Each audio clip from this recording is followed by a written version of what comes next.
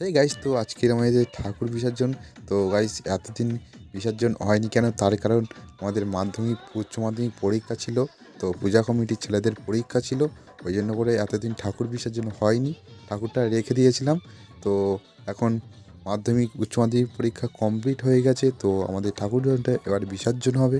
তো গাইস, পুরো ভিডিওটা দেখতে থাকো আর ফুল ভিডিওটা ওয়াচ করো, আর দেখে কমেন্টে জানাবে তোমাদের এনজয়টা কেমন হলো আর তোমাদের কেমন লাগলো। ফুল ভিডিওটা দেখতে থাকো। চলো গাইস, তো ঠাকুরটা বের করে বরণ টরণ হবে, ফুল ভিডিওটা দেখতে থাকো।